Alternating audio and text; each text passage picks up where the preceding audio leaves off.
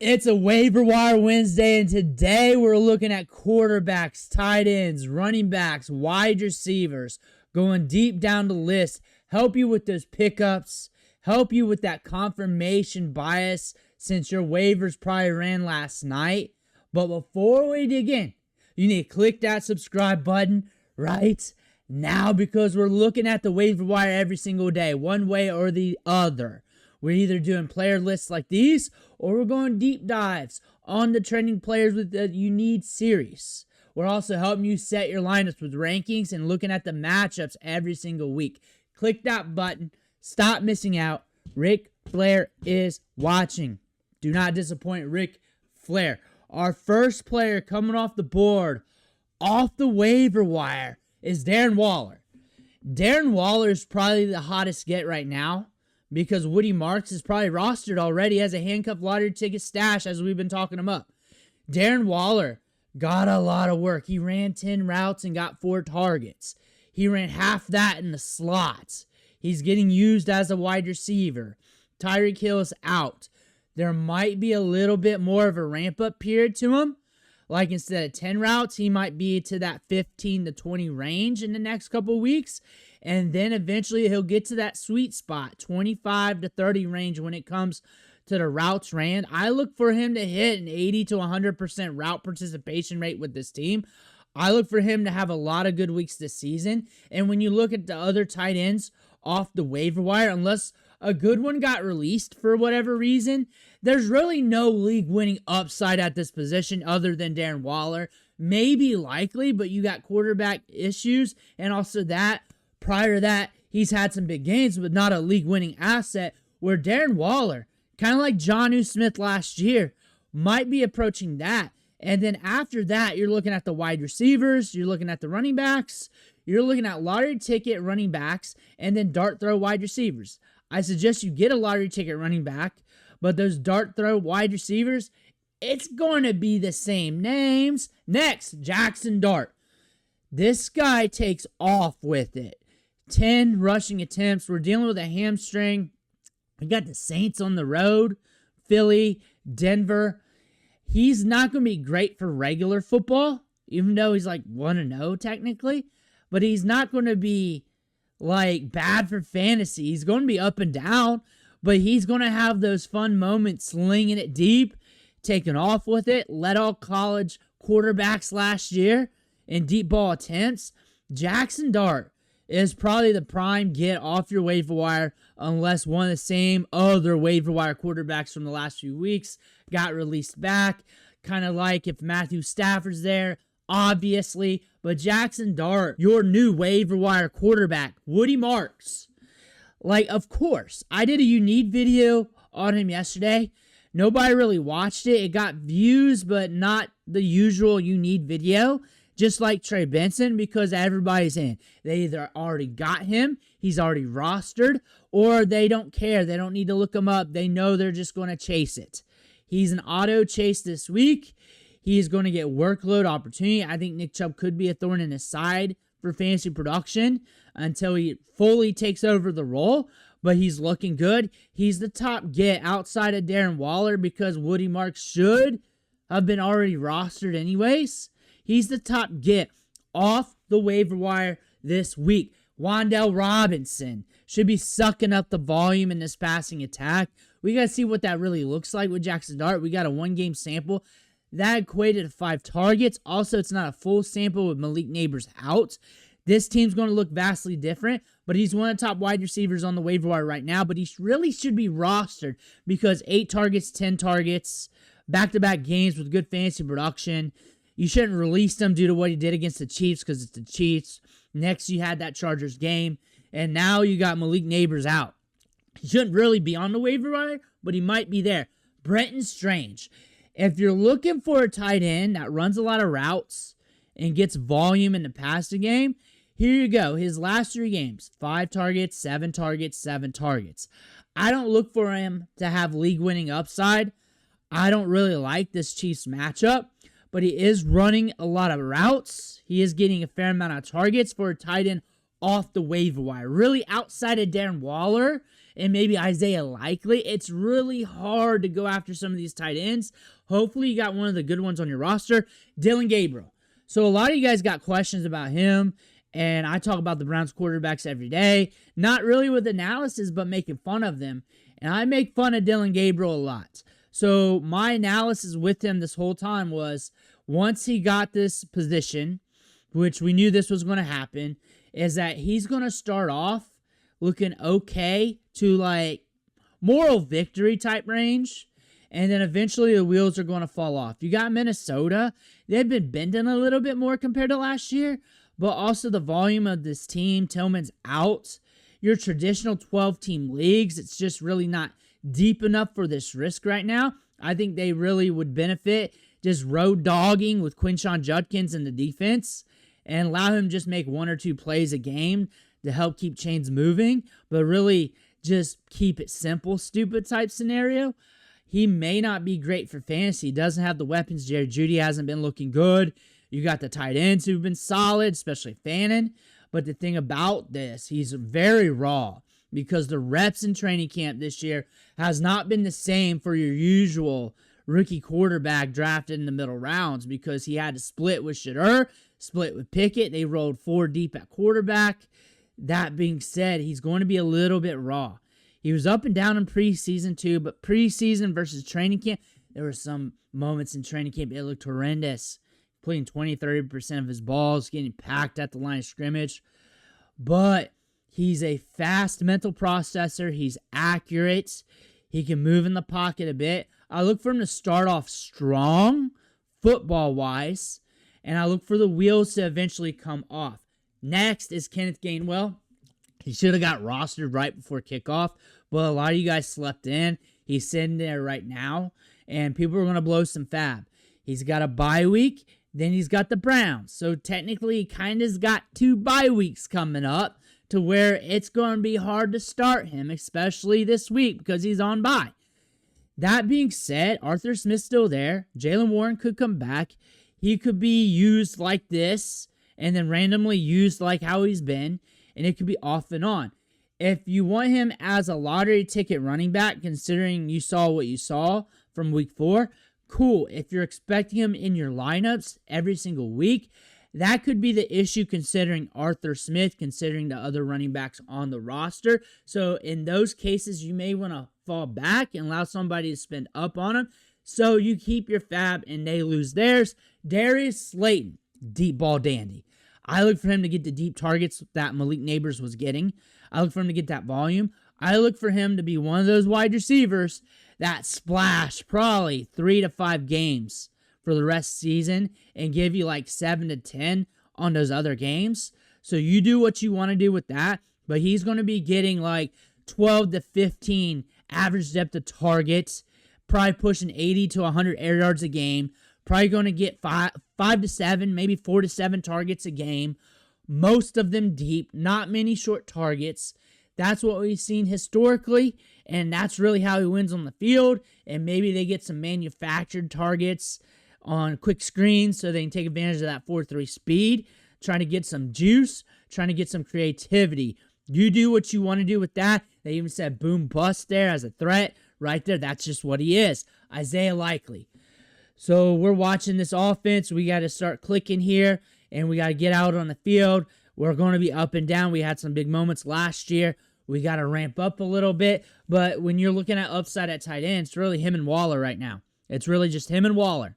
Now you're not going to be able to start him right now. You kind of want to see what's going on, especially with Cooper Rush. With Cooper Rush there, maybe you sit back a few weeks and let this team be a mess or just see it through. That being said, if you really, really need a tight end, or if you're looking for upside or a lottery ticket player, Likely is the guy at the position outside of Waller. Spencer Rattler is a YOLO quarterback. Now, I'm going with a different quarterback here instead of the usual list because he's actually at least getting you to the fairway every single game, if not blowing up. He's getting a lot of passing attempts. The yards aren't always hitting, but he's also taken off with it. And you got the Giants, you got the Patriots, you got the Bears on the road. I think Spencer Rattler is better for fantasy football than regular football. He's eventually going to get yanked here, But when you're watching Spencer Rattler, he's a YOLO player, willing to sling it downfield. Rachaad White. We're watching Bucky Irving. We're watching the status. Bucky Irving's getting another opinion. I don't know if he'll be at practice today. That's going to be a huge indicator. He's getting another opinion on that ankle, foot, whatever it is, ankle and foot, head, shoulders, knees, and toes. But Rachaad White here, you may want to just pick him up in spite if he's there. Like, if he's there, he should be rostered. That's the thing about this. He should be rostered. If he's there, he's a pickup. He's a pickup. Even if Bucky is healthy and rolling, like, you got to have that insurance policy just in case. Even if you don't have Bucky, if you're going up against the dude that has Bucky and they did not pick up one of these Bucks running backs, you may have to do that so they can't have that backfill. That would be strategy, and you just drop your last player, your lottery ticket player. Your lottery ticket player can be used for that because that's actually like an open spot still. You don't want to do it.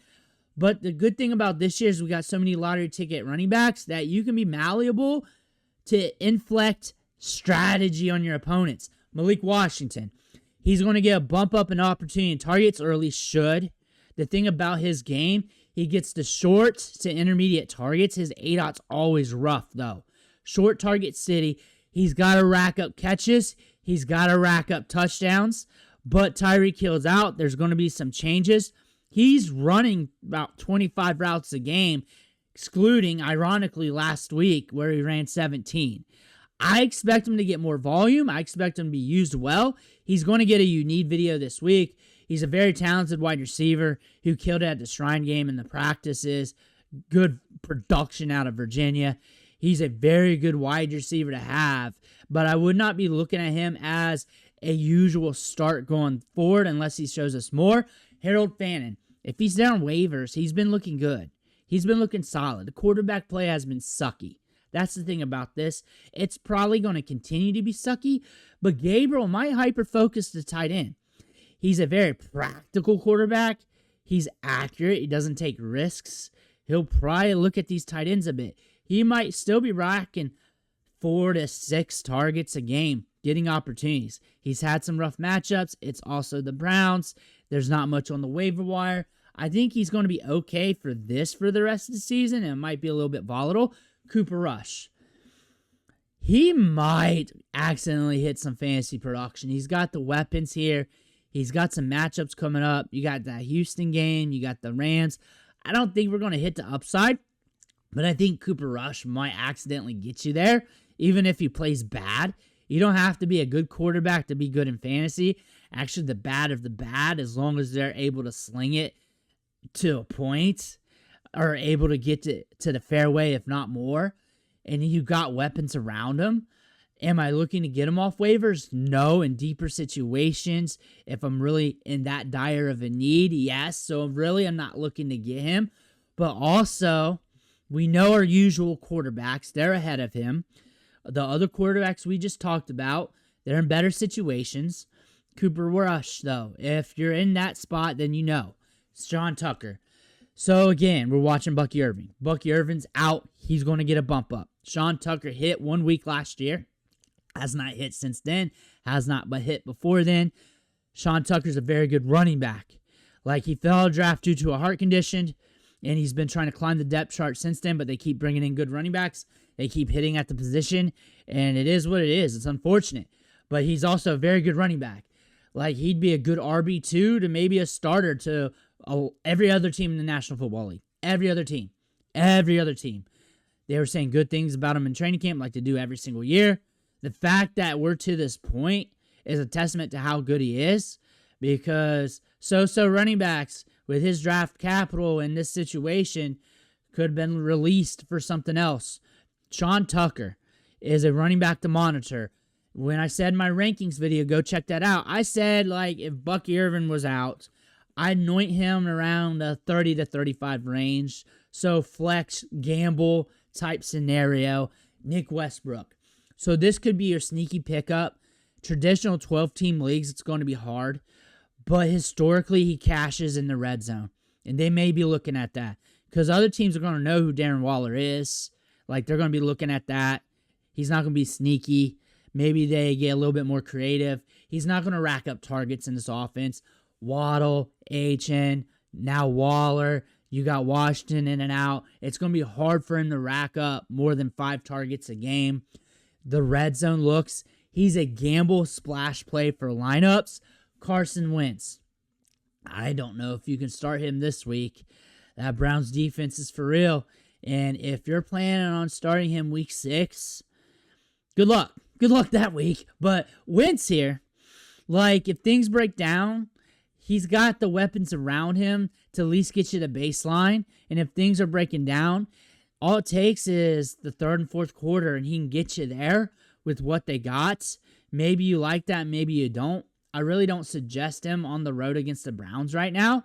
But maybe Gabriel runs bad and this game script runs good for him in that way, and there's just a few openings. Just a few openings, and you can get by. Blake Corum, top premium stash, handcuff, running back. You're not looking at him for lineups right now, but he needs stashed on a team in every league. If Kyron goes down, you're going to want him. If I have Kyron, I'm getting Blake. If I have Kyron, I got Blake. No ifs, ands, or buts. If I got Kyron, I got Blake. You're just seeing the workload here.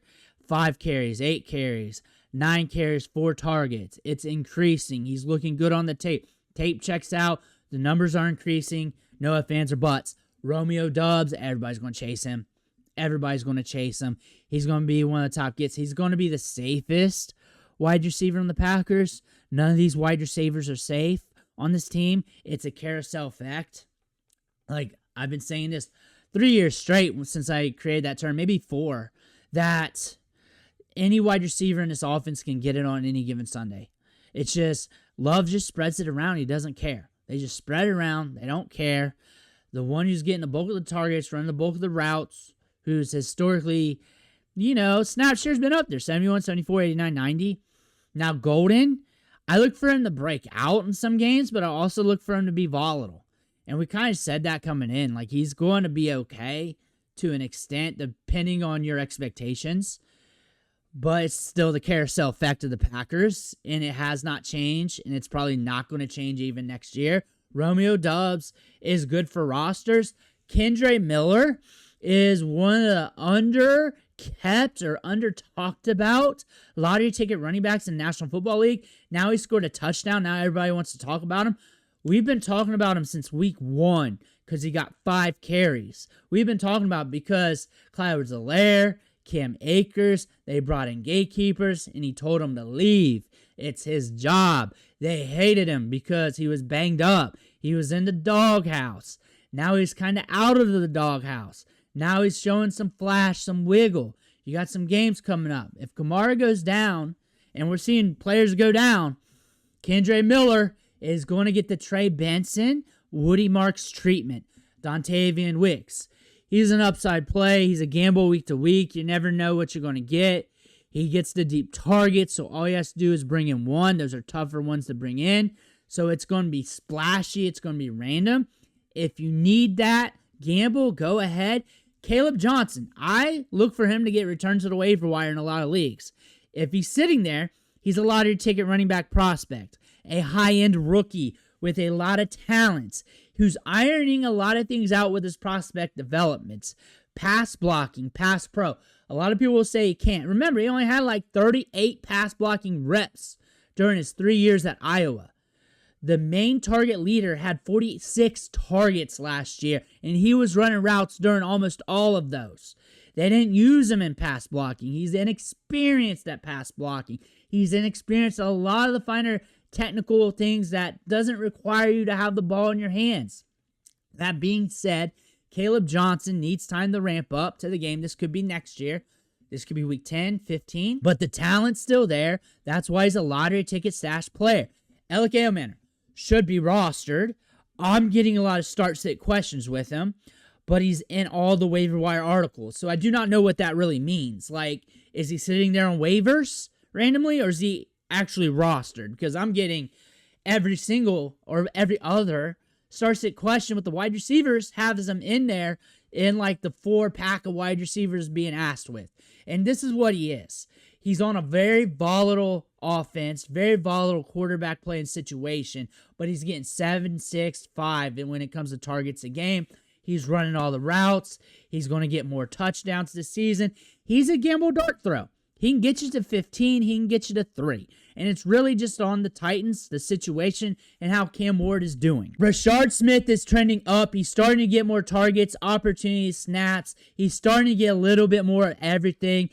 It's not the time to go all in. It's really the time to notice. If you want to stash. He's getting a unique video this week. Maybe today, maybe tomorrow. You got to look at Brashard Smith because he's good in the passing game. He's more than just a running back. He's also partially a wide receiver. He's a jigsaw piece to this offense. Troy Franklin, same thing as Elic Ayomanor. Like, is he actually on the waiver wire, like these articles say, like the roster rates say, or is he rostered? Now, I can see a lot of people returning him due to 3 weeks of not really hitting, but 6 targets, 9 targets, 8 targets. The workload's there. The Broncos are very off and on. Very off and on. They're in these weird-ass game scripts. It's going to be hard to start him on the road against Philly.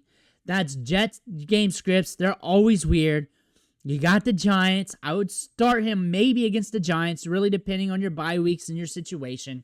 Troy Franklin's run a lot of routes. He's getting targets. He's good for your bench and good as a dart throw player due to that volume.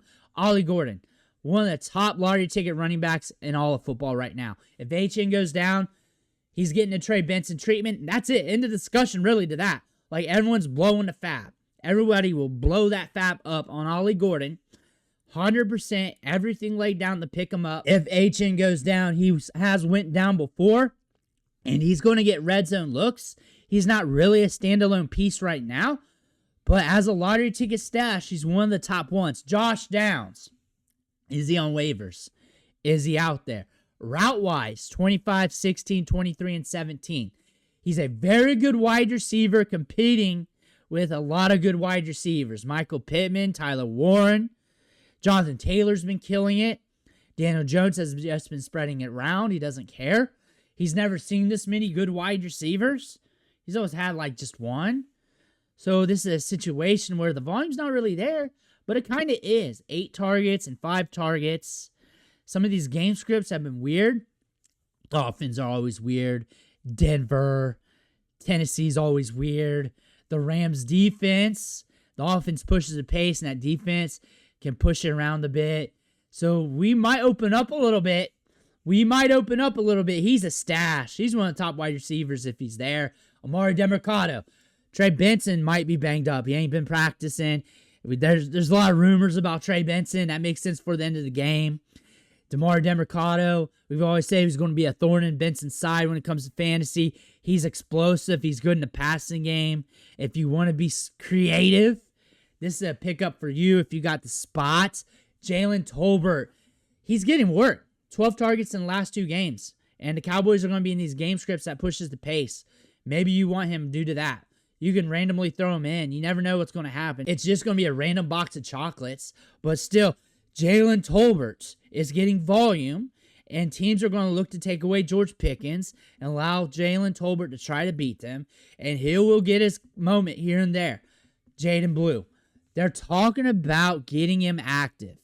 And now that's going to explode social media.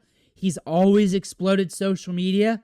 Jaden Blue is a premium stash, even though Javonte Williams is looking good.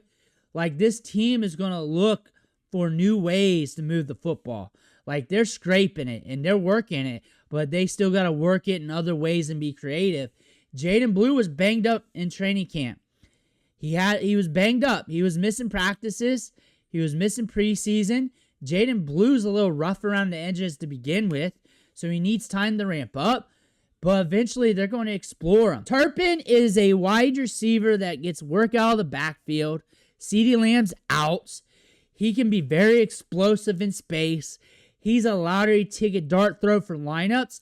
Best for 14-team plus, unless you just want to throw him in the lineup and close your eyes and pray to the fantasy football gods. Taj Brooks. How much longer are we going to work this way with Chase Brown? Are we going to explore Taj Brooks a little bit? He's a lottery ticket dart throw running back that's just sitting there on the back of your bench. You're just watching the Bengals every week with him. Torrey Horton's a deep ball dandy, and he could splash on any given Sunday. Right now, he's hitting on every other game. Like once out of 2 games, he hits. He gets you to the fairway at least to 11, 10 fantasy PPR points because he's getting touchdowns. He's getting targets deep downfield.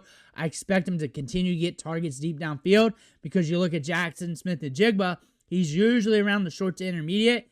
Cooper Kupp is not stretching the field, so who else is going to do it in 3 wide receiver sets? This guy right here, Tyler Algier.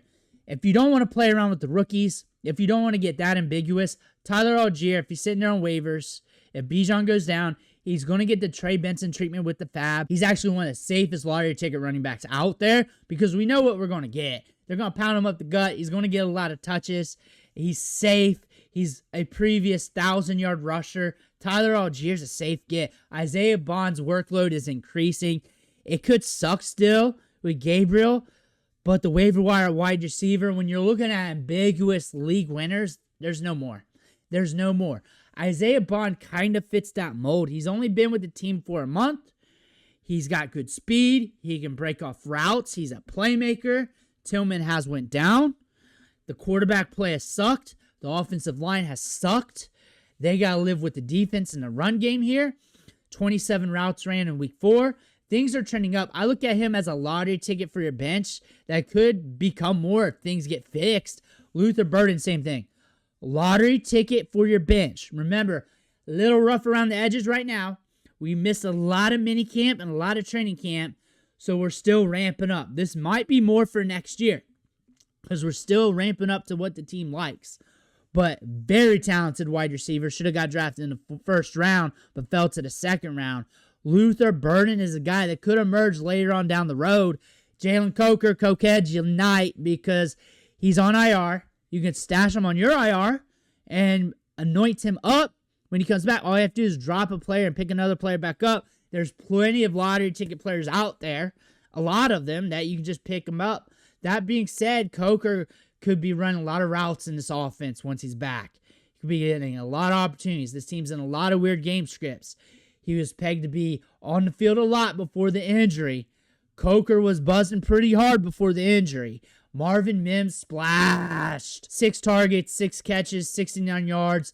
He's got speed. He's a weapon in this offense. They needed some change. They needed something extra. He's got that. He has a good prospect profile. He's a gamble piece for lineups right now. He's good to have chilling on your bench just in case you need him, though, because he is a quality wide receiver. But that's the waiver wire for this week. Let me know what you think in the comments below. I want to hear about that. Make sure you hit that subscribe button on the way out. One thing for watching. Catch you on the next video.